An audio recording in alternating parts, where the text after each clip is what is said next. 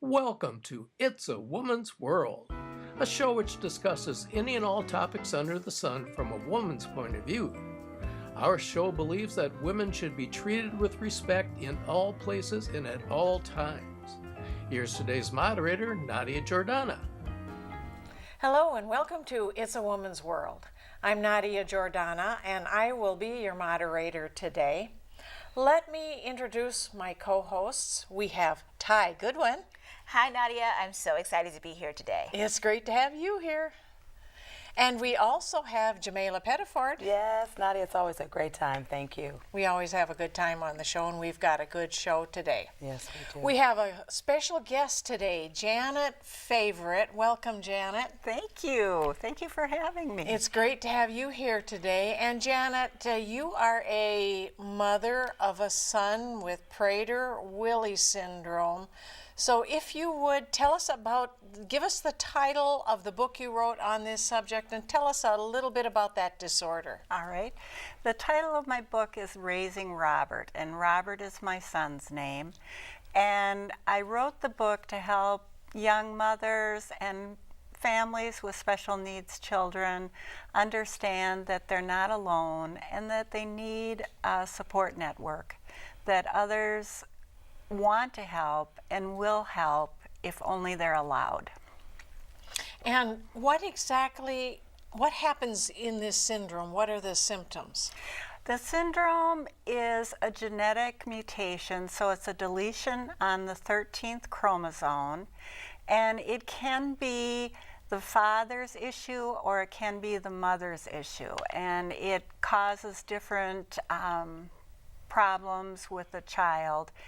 Our son was not diagnosed until he was at age 7. He's 29 now. And at that time, they just had a chromosome test. And his was negative. So it wasn't until he was 7 years old that he was diagnosed with the syndrome. So I'm curious, so what made you think that there was something wrong if it took that long to diagnose him? Like, how did you know that maybe we should get this tested? It was immediately found out at birth. He is what they would refer to as a floppy baby, so low tone. He was not able to really suck, so they brought him to the neonatal intensive care at Children's Hospital right after birth. And from that moment on, he was gavage fed, which is being fed from a tube. And then just getting him to do the milestones that other children have, everything was delayed. So it was immediate and it was apparent, but as a mother, you don't really want to believe it. And so I used denial for many years as a coping mechanism, and I think a lot of special needs parents do. Now, what were some of the supports that you had in place for yourself to really kind of pull you out at times, to give you the filler, to fill you back up, because that seemed like a lot of dedication, a lot of work. It was a lot of work, and it was exhausting, and I think a lot of parents of special needs children are exhausted because they have everything to take care of that a regular mother does, but then all the appointments. And I think that's what really wears you down, is taking your child to this place and that place. And that's what I decided. I wasn't going to do a lot of running to therapists. I was going to use natural things and things that I found in the community that other children were doing. So my son rode horses, he skied, he swam, he did a lot of exercises that other children did. Okay. How long was it before he began eating on his own? He was able to eat on his own after coming out of the hospital, and now there are better techniques for children. They start children now with the syndrome with growth hormones, and it allows the children to become stronger. So the effects of Prader-Willi are people have low tone. They don't start out with an insatiable appetite. Most of the children start out not eating much, so failure to thrive because of the low tone. They're not able to eat. And then, so they have low tone, and they have perseveration, which means they become stuck on certain issues. So you hear about outbursts that people with autism have. With Prader-Willi, it is as bad or worse. They cannot become unstuck. And then they also have cognitive impairments where, excuse me, where they're not as acute at school, but they have great memories and they're able to read. So our son appeared to be a genius, and people would ask me, is he going to a special school? And I'm thinking, well, no, no, he's not. Yeah. So. Wow. I'm curious, mentioning school. Did he go to, a regular public school? And what were the conversations, or what did the teachers have to do to support him while he was in the classroom? Well, because the syndrome is not that well known, I had a lot of explaining to do. And people don't really understand that he's going to manipulate you to get food. And by the time he was in first grade, he was a great little manipulator. Wow. And I told people that he would manipulate you and you would feel really good about it.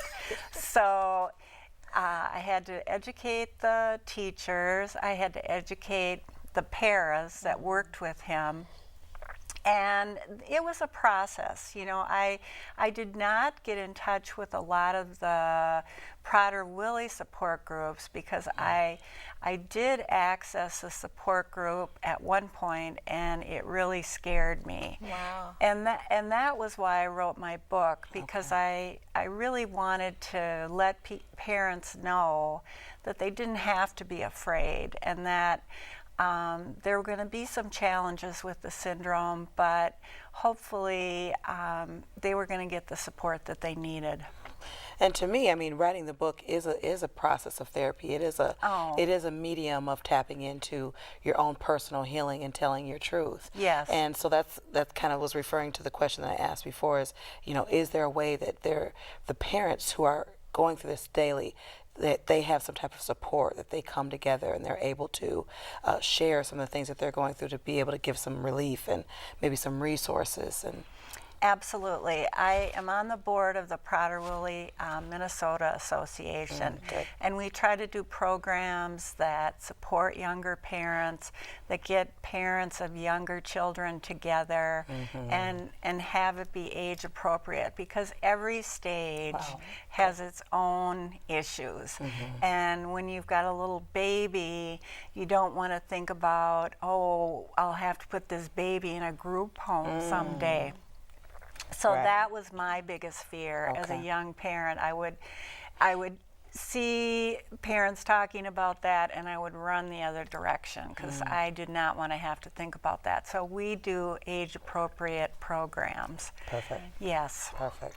Because there's no cure for this disorder, is that correct? There's no cure. It would be similar to Down syndrome. It's just a syndrome. So it is what it is. It's management, and is there a potential for improvement, or simply management? It is incurable in the sense that it is a syndrome, like Down syndrome. So it is what it is.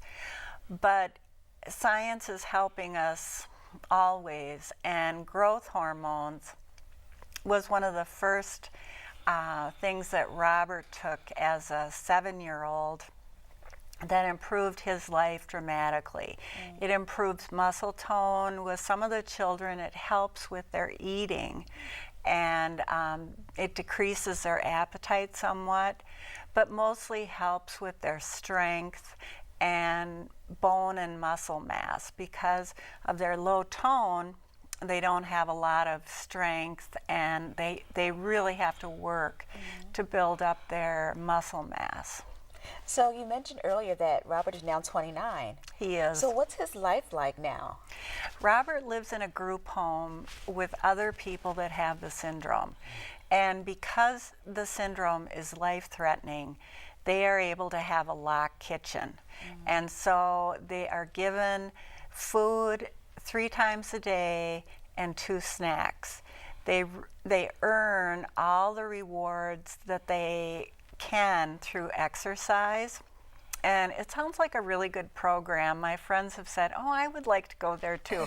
Well, not really, because it's pretty strict. They get 1,500 calories a day, and they exercise 2 times a day. So they do running, they belong to Special Olympics, they swim, they work out in the gym. So he also works at a day program and now has a job in the community. He works at the Y. That's great. Now, is the weight training and the weight loss, is that a part of the strengthening of the body, or is that also because of the larger, I mean, a lot of the people that are suffering with this, are they larger in body now, because they're eating more? Is the purpose to lose weight or to stretch or to work out or keep the muscle tone?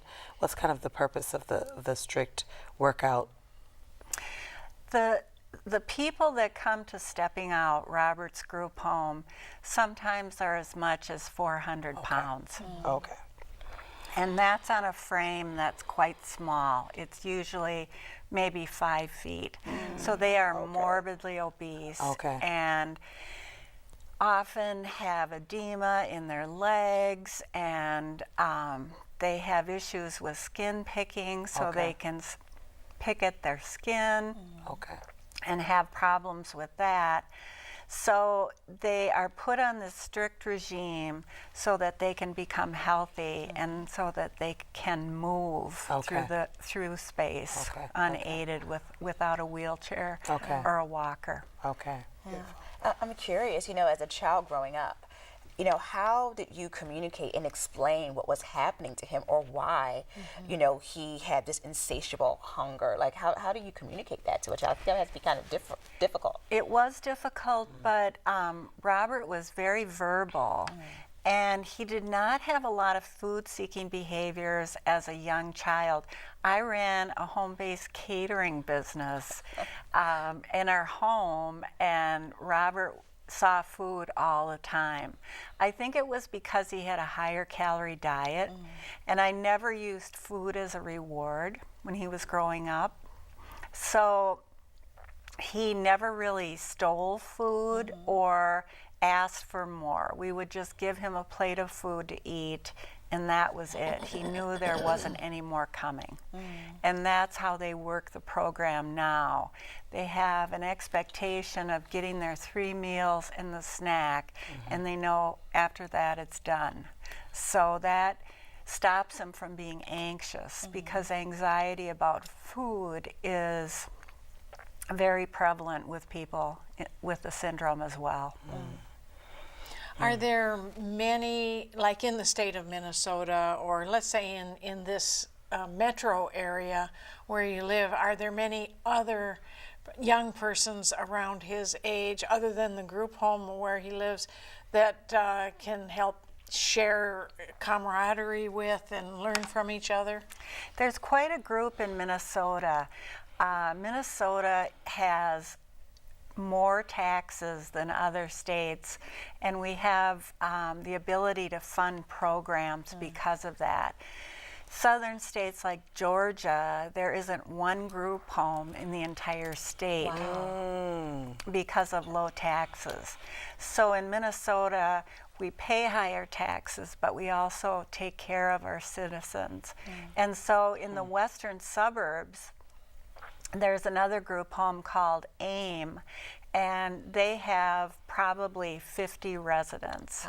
So there's multiple group homes in the state of Minnesota, and many people come here that have the syndrome just because of that. We have a young man in our group home that sought us out. His father was in the service and they lived in the South, and he said, I want to come to Stepping Out.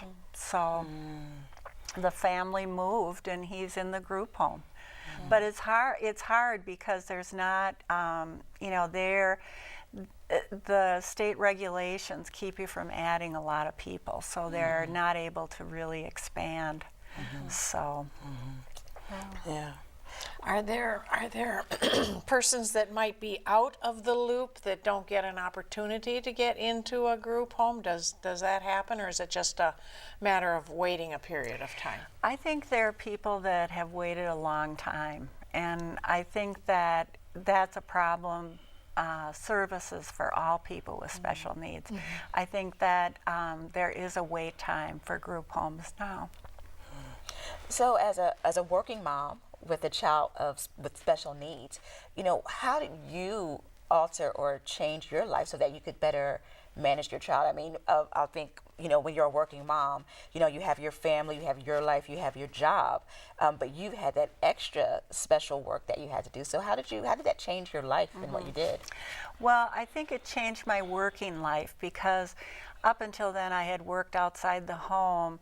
When I had my daughter, I was so excited because I had a child at 30 and I'd survived breast cancer, I'd survived addiction. That's why I understand the syndrome so well, is that I am a food addict as well. I think about food all the time. So I had this daughter, I felt so blessed, I wanted to be with her, and so I started this catering business, and then with Robert, it allowed me to go to appointments during the day, and mostly I would work at night. So I was a hardworking person, I still am. I still continue to work, and now I feel like, how did I do that? And I look at young mothers with younger children, and I think, where do they get the energy? I don't know. Yes. And in all difficulty, there's something that we learn about ourselves. There's a beauty that we can take from it. What would you say if you could take anything from this experience of you know, the excitement of having and expecting a child? Child comes into the world, beautiful child, but difficult. How do you find the beauty? What do you pull characteristic-wise? And what did you learn the most, I think, in this process? What you pull from it? Well, I think we all love our children no matter what. Yeah, And they're beautiful to us. And I think what I got was the love and support of so many people. So many people helped me along the way. And they would just show up. They would show up when I needed them the most. And I definitely would pray and ask God for help, and He would send me help. And then I would also accept that help. And I think that's what is so hard for so many of us women. Absolutely. We want to say, oh, no, that's really nice of you, but no, you don't need to do that. And I say, but I'd love to do that when I'm telling someone I help them. And so accepting that help is really hard for a lot of us. It is. But I had to be humble and take that help. Good. That's beautiful. That's I beautiful. have a brief food addiction question. You mentioned that you were a food addict. I sometimes think that I am also. And you have a catering business, and I find myself virtually everything that's really great that I cook or make, I take pictures of. And it seems to satisfy me. Then I'm not as interested in eating it. I'm more interested in taking that picture and posting it on whatever web page where there are cooks. So does the catering business help you within that food addiction or actually exacerbate it? I think it's a little of both, because I'm always thinking about what I can make for my clients that they'll like. But when I'm working, I don't really eat that much because I get sick of the smell.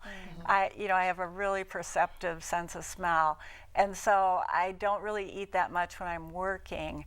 But I think about I think about food and try not to obsess about it too much. Try to change my focus, but definitely it's always there. So can we talk a little bit more about your business? I'm curious, what kind of cuisine do you specialize in your catering business? Well, I've always done seasonal, and I don't have a website or plan menus. I always talk to people and ask them what they're looking for, and then I plan a menu for them. So I have favorites that I've made through the years, and you know, I've been doing that for a long time, so over 30 years. So I have made just about everything there is to make, but that's how I've done it. And you know, people will say, oh, don't you have a website? Well, I had a website, but then I kept forgetting to check it, so I'm not very technical. That's fascinating. I'm loving, you know, hearing the journey of your story, that you were able to raise your children, even managing a child that had you know, the medical difficulties, and still keep your business and still thrive. I did thrive. Yeah. And I live a very happy life. I really do. I choose to be happy every day. And I do things to make myself happy. You know, I have enjoyed riding horses. I started riding horses about 30 years ago, so I do that as often as I can. I swim, I garden. It's ridiculous. People who are not exercisers are like, oh, really? But I enjoy those things, so it helps keep me balanced and helps keep me I'm sane. wondering, during the journey of raising Robert, at what point on this journey you began to write the book? Were you a writer in addition at that same time, or is this what got you into writing, and do you have another book in the process? Well, I continue to write on my blog. You can get my blog at janetfavorite.com, and I write about issues in the community, different things that affect special needs parents. I try to give information, like Robert needed dental work, a ton of dental work, and I found this program called Dental Lifeline where he got free dental care. And so I write about things like that for the community. I started writing, I took college classes after Robert was I had done it all through his growing up time, but then I started taking writing classes when he was older, and he also became mentally ill. And that was such a hardship for me because it totally changed his personality. Now, instead of me being the main focus, he had 2,000 other family members, another mother, but nothing dark. He never had a dark, bad voice talking to him. So that went on for 5 years, and I really struggled through that time. I was very sad because he wasn't the boy that he had been. Is that part of the syndrome, or is that, like anything, you can have more than one thing go wrong in your life and in your psyche? Is that part of the syndrome, or is that just something that happened along the way? I think it's part of the syndrome. The people in the group home, many of them are on antipsychotic medications. Psychotropic meds, Yes, it can have to do with which parent you got your chromosome deletion from. So there's matriarchal deletions and the father deletion. So with the mother deletion, it can be, they find that more of those people have mental illness. But Robert's delusions went on for 5 years. He was on every drug there was in the world, and nothing stopped it until a nurse practitioner put him on Haldol, which is a really old drug that they use for bipolar. A lot of people were on that. So we were very lucky to find her. And he's been well and hasn't been delusional since he went on that drug. So That's amazing. It is. Yeah. I No, think wow. science is amazing, but also the communities that have developed over the years.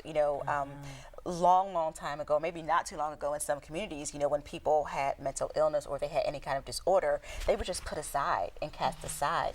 And so it's great to hear how this community, through your writing, through your blog, through the group home, but there's all of this support, for people that face these kinds of challenges. Yes. There is great support, but I think mental illness is our area where it's shameful how people are forgotten. Yeah. And when you go to a hospital, if Robert had had cancer when he was hospitalized, I'm sure there would have been multiple people seeing him. Because he was mentally ill, there was one person, one friend that went to see him. And many of the people in the unit had no one visiting them. So it was very sad. Very sad. And I think people with mental illness that are not special needs, you're not able to commit them. You're not able to say, oh, you need to be here, you need to be there. So their families just give up because it's so hard. Yeah. Well, and I think it frightens people. It does. Because they don't know. They don't know. how to relate to him. They don't know how he might relate to them, and if it's in a manner that is expressed through the mental illness, that frightens people. It's difficult to find that common ground and remember this is a friend of mine, this is a family member, and they need our love too. Yes. That would be great for us to have another conversation about, because I think it affects a lot of us, and it's interesting how it affects each group, from demographic to ethnic group. We should really have another conversation I about think that. we will. Yeah. Well, Janet, it's been great having you here today. has. Before we go, though, tell us a couple of things about maybe things that bring joy into Robert's life. Oh, well, special treats always bring joy into Robert's life. We have a lot of conversations about the Dairy Queens that he earns by doing his workouts and what flavors he's going to have. But he also loves to ride my horse that I lease, and he calls it his spirit animal because the horse is always looking for hay to eat, and will go from where Robert wants him to go over to the hay. So he gets a kick out of that. He likes coming to our cabin. He likes swimming, and he's just a real chatter. So he loves to talk. It's really nice to hear that, and thanks for being here today. Thank you, Jamila and Ty, for being here with me, and thank you, everyone, for watching It's a Woman's World today. We'll see you next time.